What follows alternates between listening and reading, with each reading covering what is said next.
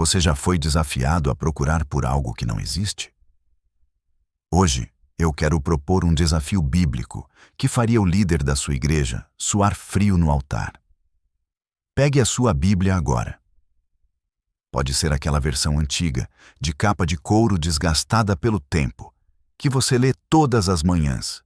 Abra nas páginas do Novo Testamento, passando pelos evangelhos de Mateus, Marcos, Lucas e João. Vasculhe cada linha das cartas do apóstolo Paulo, as palavras do apóstolo Pedro, até as últimas visões do livro de Apocalipse.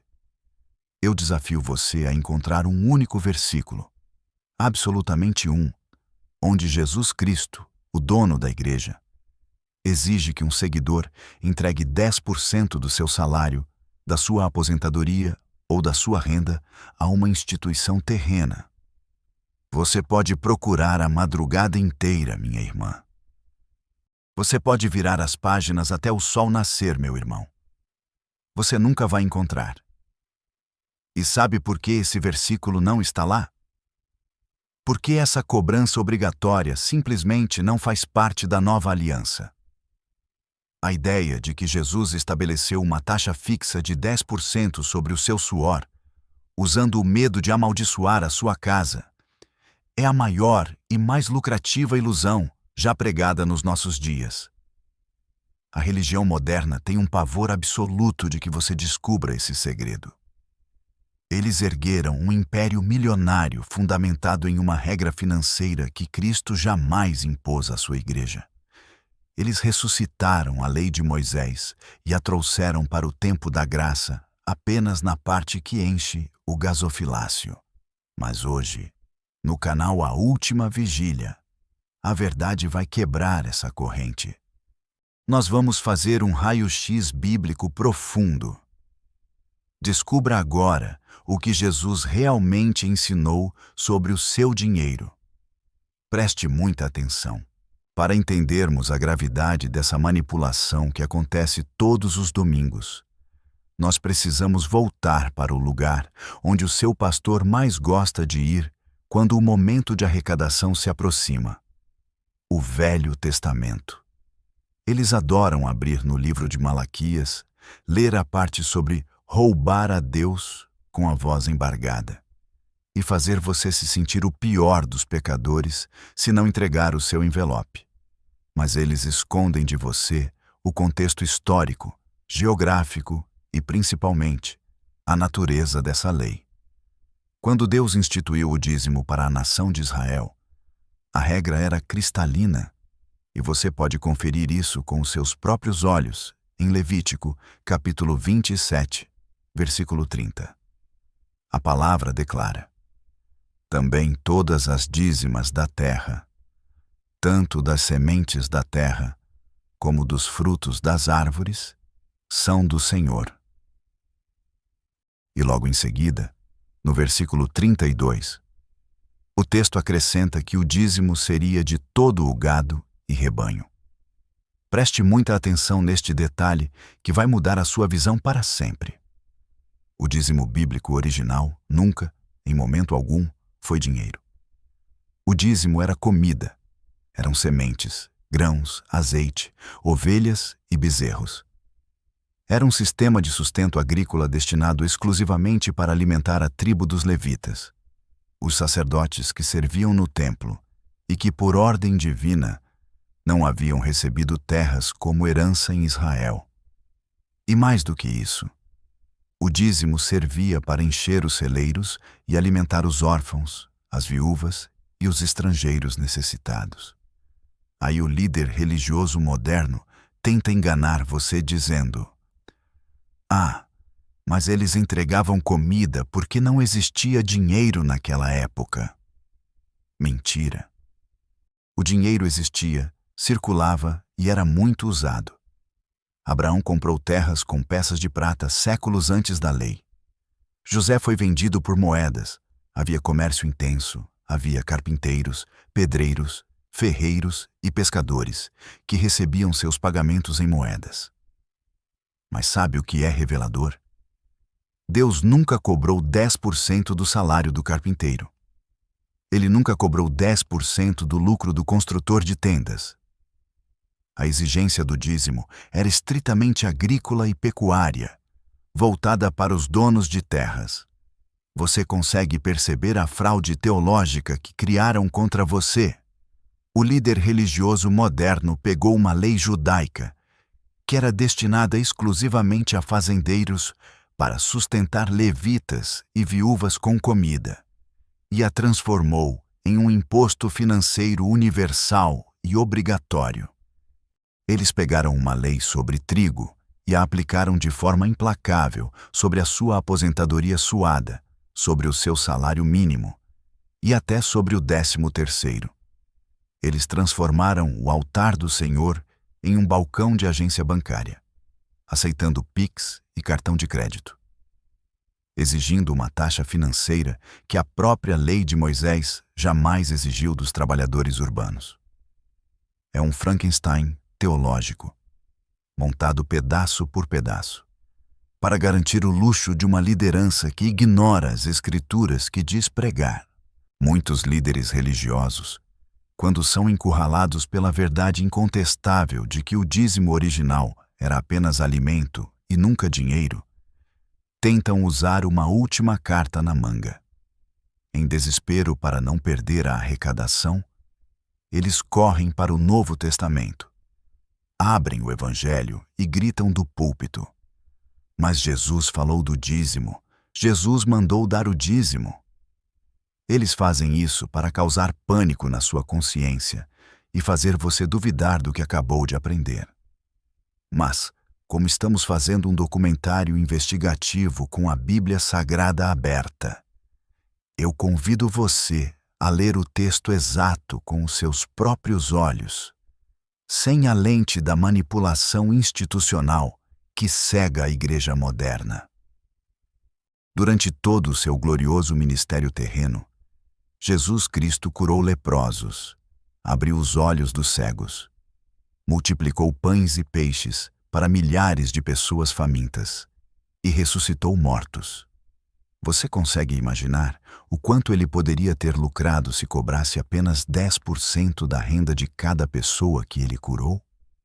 Se Jesus fosse como os falsos apóstolos e falsos profetas dos dias de hoje, ele teria construído o maior e mais rico império financeiro de Israel. Mas como ele e os seus apóstolos realmente se sustentavam? O Evangelho de Lucas, capítulo 8, versículo 3, nos revela que mulheres como Maria Madalena, Joana e Susana, além de muitos outros irmãos, o serviam com os seus bens. Era uma oferta puramente voluntária, movida pelo amor e pela gratidão extrema, sem carnês, sem envelopes timbrados, sem boletos e sem nenhuma exigência de porcentagem. Então, quando foi que Jesus Cristo mencionou a palavra dízimo? O registro exato está em Mateus, capítulo 23, versículo 23. E preste muita atenção neste detalhe, porque este é o momento em que o castelo de cartas do seu pastor desmorona. Jesus não estava dando uma instrução carinhosa para a sua igreja. Ele estava dando uma bronca severa, pública e humilhante nos fariseus, os líderes religiosos mais hipócritas daquela época. Ele apontou o dedo e disse: ai de vós, escribas e fariseus, hipócritas! Pois que dizimais a hortelã, o endro e o cominho, e desprezais o mais importante da lei, o juízo, a misericórdia e a fé. Deveis, porém, fazer estas coisas, e não omitir aquelas. Preste extrema atenção no que Jesus disse que eles estavam dizimando. Ele citou a hortelã, o endro e o cominho. Mais uma vez, ervas, temperos, plantas agrícolas. Ele não disse: vocês dizimam o salário do carpinteiro ou o dinheiro da viúva. Ele estava lidando estritamente com a lei agrícola de Moisés. O pastor mercenário lê a parte onde Jesus diz: deveis, porém, fazer estas coisas, e usa isso para afirmar que Cristo confirmou a obrigatoriedade dos 10%. Mas isso é uma desonestidade teológica gravíssima. Por que Jesus disse que eles deviam fazer aquilo? Porque Jesus estava falando com judeus sob a antiga aliança, antes da cruz do Calvário. A nova aliança ainda não havia sido selada com o seu sangue. Aqueles fariseus ainda viviam debaixo da lei de Moisés, e pela lei, eles tinham que dizimar aquelas ervas. Se o seu líder religioso quer usar as palavras de Jesus antes da cruz para obrigar você a pagar os 10% em dinheiro hoje, então ele precisa ser honesto e seguir todo o resto das ordens que Jesus deu debaixo daquela mesma lei. Em Mateus, capítulo 8, versículo 4. Jesus curou um leproso e lhe deu uma ordem clara. Vai, mostra-te ao sacerdote e apresenta a oferta que Moisés determinou. Responda com sinceridade. O seu pastor exige que, após uma cura na igreja, você leve um sacrifício de pombinhas ou degole um cordeiro no altar? Obviamente que não. Porque eles sabem perfeitamente que a lei cerimonial e as exigências do Velho Testamento foram cravadas e encerradas na cruz. Mas, por pura e escancarada ganância, eles escolhem ignorar os sacrifícios de animais, ignorar as leis de purificação, mas decidem manter a parte do dízimo, transformando ervas em dinheiro, apenas para garantir o fluxo de caixa da instituição. Minha irmã, meu irmão de cabelos brancos, você não está roubando a Deus. A exigência matemática morreu na cruz. Você é totalmente livre. Se a cobrança de 10% do salário não foi ensinada por Jesus e não pertence à nova aliança, uma pergunta lógica deve estar gritando na sua mente agora. Se o dízimo acabou na cruz, como a verdadeira obra de Deus sobreviveu? O que os apóstolos fizeram? O sistema religioso morre de medo que você descubra a resposta para essa pergunta. Porque a resposta prova que a igreja não precisa de carnês e ameaças para ficar de pé. Quando você avança na sua Bíblia e lê o livro de Atos dos Apóstolos, você encontra o relato da igreja mais poderosa, cheia do Espírito Santo e impactante que já existiu nesta terra. Eles não tinham mega-templos com ar-condicionado. Eles não tinham jatos particulares. Eles se reuniam nas casas. E, se você procurar em todo o livro de Atos, desde o capítulo 1 até o final, você não encontrará uma única vez a palavra dízimo sendo cobrada dos cristãos gentios. Você não verá o apóstolo Pedro na porta da igreja com uma máquina de cartão verificando se os irmãos entregaram os 10% exatos de suas rendas. Então, como eles lidavam com o dinheiro? A resposta está na segunda carta aos Coríntios, capítulo 9, versículo 7. O apóstolo Paulo, guiado pelo Espírito Santo, estabeleceu a regra definitiva, final e absoluta para as finanças na era da graça. Ele escreveu: cada um contribua segundo propôs no seu coração, não com tristeza, nem por necessidade. Porque Deus ama ao que dá com alegria. Leia novamente com a sua alma, não por necessidade. No grego original, isso significa não por obrigação, não por exigência imposta. Quando o seu líder religioso diz que se você não der os 10%, Deus vai fechar as portas e o devorador vai destruir a sua vida, ele está transformando a sua oferta em uma obrigação baseada no medo. Ele está violando abertamente o ensinamento do apóstolo Paulo. Ele está forçando você a dar por necessidade, para não ser amaldiçoado. E Deus não recebe absolutamente nada que seja dado sob chantagem. A igreja primitiva substituiu a matemática cega de Moisés pela generosidade guiada pelo Espírito Santo. Se um irmão estava prosperando, ele ofertava com alegria para ajudar no sustento das viúvas, dos órfãos e dos apóstolos que viajavam. O dinheiro não ia para o cofre de um império. Ele ia para a mesa dos necessitados. O verdadeiro dízimo da nova aliança é o seu coração inteiro. Não existe uma taxa fixa. A cruz rasgou o boleto. A partir do momento em que Jesus disse, "Está consumado", a quantia que você coloca no altar é um assunto sagrado e íntimo apenas entre você e Deus. E nenhum homem tem a autoridade bíblica para auditar a sua fé. Você já sentiu o seu coração disparar de ansiedade no final do mês? O dinheiro da sua aposentadoria mal deu para comprar os remédios. A despensa está pela metade. Mas a voz do seu líder religioso fica ecoando na sua mente.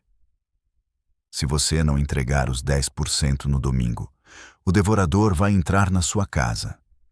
Essa é, sem sombra de dúvida, a arma psicológica mais perversa que o sistema religioso moderno inventou contra você.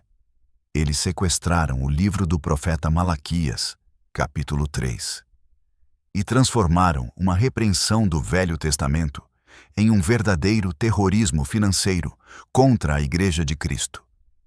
Eles gritam do púlpito que o devorador é uma entidade demoníaca que quebra a sua geladeira, fura o pneu do seu carro, causa acidentes e traz doenças se você atrasar o carnê da instituição. Isso não é pregação do evangelho puro. Isso é bruxaria gospel. É o uso do medo extremo para extorquir quem já tem tão pouco. Mas vamos fazer a nossa investigação bíblica. Quem Deus estava realmente ameaçando em Malaquias? O livro não foi escrito para a igreja na Era da Graça, e o alvo da ira de Deus não era o povo pobre.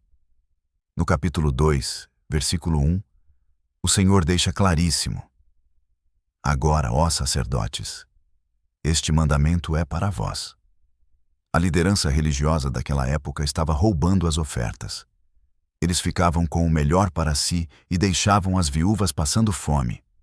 A casa do tesouro estava vazia, porque os líderes eram os verdadeiros ladrões. E quem era o devorador? Israel era uma nação agrícola. No hebraico original, o devorador não era um espírito de pobreza, era um inseto. Eram os gafanhotos que destruíam as plantações de trigo. O falso pastor de hoje pegou um gafanhoto do Velho Testamento e o fantasiou de demônio para assaltar a sua conta bancária na Nova Aliança. A verdade que destrói essa mentira está em Gálatas, capítulo 3, versículo 13. Cristo nos resgatou da maldição da lei, fazendo-se maldição por nós. Preste muita atenção. Se Jesus já derramou o seu sangue para resgatar você de toda maldição, com que autoridade um homem de terno ousa dizer que você está amaldiçoado por não financiar o império dele? O que o sangue de Cristo lavou, homem nenhum pode amaldiçoar. A sua casa está protegida pela graça, não por um envelope financeiro. Se essas escamas estão caindo dos seus olhos agora e você sente o alívio dessa libertação, inscreva-se rapidamente no canal A Última Vigília. Ative o sino para fazer parte do nosso exército de remanescentes e deixe o seu amém nos comentários. Mas fique exatamente onde você está, porque a nossa investigação continua.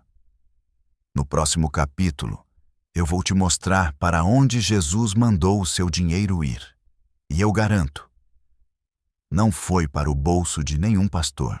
No final do capítulo anterior, eu fiz uma promessa a você. Eu disse que revelaria, com a Bíblia aberta, para onde Jesus realmente mandou o nosso dinheiro ir. Se a exigência matemática dos 10% foi abolida na cruz, e se a Igreja de Atos dos Apóstolos não cobrava dízimo do salário de ninguém, o que o cristão maduro deve fazer com a sua oferta financeira hoje? A resposta do sistema religioso para essa pergunta é sempre a mesma. Você precisa investir na obra de Deus. Mas o que eles chamam de obra de Deus é, na dura realidade, a construção do império particular deles. Eles usam o seu dinheiro suado para construir megatemplos revestidos de mármore, comprar poltronas de veludo, instalar telões de LED de última geração e financiar viagens internacionais da liderança. Eles erguem paredes gigantescas, enquanto os idosos da própria congregação, muitas vezes sentados na última fileira, não têm dinheiro suficiente para comprar os remédios do mês. Isso é uma abominação aos olhos do Senhor. Jesus Cristo nunca ordenou a construção de um único templo de tijolos na Nova Aliança. Sabe por quê? Porque, segundo a primeira carta aos Coríntios, capítulo 3, versículo 16, o templo sagrado do Espírito Santo agora é você. Quando você quiser saber o que é a verdadeira obra de Deus, não olhe para os projetos arquitetônicos luxuosos do seu pastor. Olhe para a carta de Tiago, capítulo 1, versículo 27. Ali, o Espírito Santo ditou o que é a verdadeira espiritualidade. A religião pura e imaculada para com Deus e Pai é esta: visitar os órfãos e as viúvas nas suas tribulações e guardar-se da corrupção do mundo. A verdadeira religião não é financiar o luxo gospel, é colocar comida na mesa de quem tem fome. O verdadeiro gasofilácio da nova aliança é o estômago do necessitado e a casa da viúva. No Evangelho de Mateus, capítulo 25, Jesus descreve o grande julgamento final. Ele não vai perguntar se o seu carnê da igreja estava em dia. Ele não vai perguntar se você ajudou a pagar o ar-condicionado do templo. Jesus dirá: tive fome, e destes-me de comer. Tive sede, e destes-me de beber. E quando os justos perguntarem quando fizeram isso, o Mestre responderá: quando o fizestes a um destes meus pequeninos irmãos, a mim o fizestes. Minha irmã, meu irmão, preste muita atenção. Quando você usa parte do seu salário para ajudar um vizinho desempregado, quando você compra uma cesta básica para uma mãe solteira, ou quando você garante o remédio de um idoso, você está ofertando diretamente nas mãos de Jesus Cristo. O sistema treme de pavor só de imaginar que você descubra essa liberdade. Eles sabem que, se as ovelhas começarem a ofertar movidas pela compaixão e não pela obrigação, a fonte de lucro deles vai secar. Mas a sua missão nesta terra é ser as mãos invisíveis de Cristo aos esquecidos, e não o patrocinador da vaidade humana. Você já se sentiu profundamente humilhado no banco de madeira da igreja, quando o líder aponta o dedo em riste e grita no microfone que quem não dá os 10% está roubando a Deus? Ser chamado de ladrão dói na alma. Dói muito. Principalmente para você, que é uma pessoa honesta, que trabalhou uma vida inteira de forma digna, suou a camisa e nunca pegou um único centavo que não fosse seu. Eles usam essa palavra pesada e terrível de forma calculada, apenas para envergonhar e intimidar você na frente de toda a congregação. Mas hoje, nós vamos esmagar essa mentira com o peso das Escrituras. Como um Deus todo-poderoso, dono de todo o ouro e da prata, criador das galáxias e do universo, poderia ser roubado por um pedreiro, por uma dona de casa ou por um aposentado que recebe um salário mínimo. No Salmo 50, versículo 12, o próprio Deus decreta com majestade e clareza: se eu tivesse fome, não todiria, pois o mundo é meu e toda a sua plenitude. O Senhor não precisa de notas de papel. Ele não tem contas terrenas a pagar. Quem tem carnês de construção atrasados, quem precisa manter uma estrutura faraônica de luxo, telões de LED e carros blindados, são os homens gananciosos, não o Deus de Israel. O que o sistema religioso moderno faz hoje é a repetição exata de um crime espiritual que Jesus condenou no Evangelho de Marcos, capítulo 7. Os fariseus daquela época inventaram uma regra cruel chamada Corban, que significava oferta dedicada ao templo. Eles ensinavam os fiéis a pegarem o dinheiro que deveria sustentar seus pais idosos e entregarem ao gasofilácio, garantindo o lucro da religião. Jesus os confrontou publicamente, declarando que eles estavam invalidando a palavra de Deus para manterem a sua tradição corrupta. Hoje, o falso pastor faz exatamente o mesmo. Ele manda você dar o dízimo primeiro, mesmo que falte a mistura na sua panela. Mas ouça a ordem suprema do apóstolo Paulo em 1 Timóteo, capítulo 5, versículo 8. Mas, se alguém não tem cuidado dos seus, e principalmente dos da sua família, negou a fé, e é pior do que o infiel. Compreenda a gravidade deste texto bíblico. Se você tira o pão da sua mesa, se você deixa de comprar o remédio essencial para a sua saúde, para depositar dinheiro na conta bancária de um império religioso milionário, achando que está agradando ao céu, você não está sendo fiel. Segundo a Bíblia, você está negando a fé. A sua primeira e mais sagrada congregação é a sua família. O seu primeiro ministério é a proteção do seu lar. O verdadeiro ladrão não é você. É a instituição que usa o medo de Deus para esvaziar a sua geladeira. Nós chegamos ao final desta mensagem e eu sei exatamente o que está acontecendo dentro do seu coração agora. Há uma mistura de indignação por ter sido manipulado durante tantos anos, mas ao mesmo tempo, um alívio profundo, uma paz inexplicável de quem acabou de soltar um fardo esmagador. O sistema religioso moderno fez você acreditar que o amor de Deus era condicional e que a porta dos céus só se mantinha aberta com a chave financeira dos 10%. Eles colocaram uma balança comercial entre você e o Pai. Mas hoje, o bisturi da palavra de Deus cortou essa mentira pela raiz. O apóstolo Paulo, conhecendo o perigo mortal de misturar a lei de Moisés com o sacrifício perfeito de Cristo, escreveu uma das ordens mais definitivas e libertadoras de toda a Bíblia. Em Gálatas, capítulo 5, versículo 1, ele declara: Estai, pois, firmes na liberdade com que Cristo nos libertou, e não torneis a colocar-vos debaixo do jugo da servidão. O dízimo obrigatório em dinheiro e a ameaça do devorador são exatamente isso: um jugo de servidão. É uma tentativa arrogante e gananciosa de costurar novamente o véu do templo que Jesus já rasgou de alto a baixo. O Filho de Deus não foi torturado, humilhado e pregado no madeiro para que você vivesse a sua velhice fazendo cálculos matemáticos no banco da igreja, morrendo de medo de ser amaldiçoado se o salário não der no fim do mês. Ele pagou o preço integral. Ele quitou toda a sua dívida. O sangue imaculado do Cordeiro é o seu único e eterno passaporte diante de Deus. A partir de hoje, quando o líder começar com o terrorismo financeiro no altar, você não vai mais abaixar a cabeça sentindo culpa.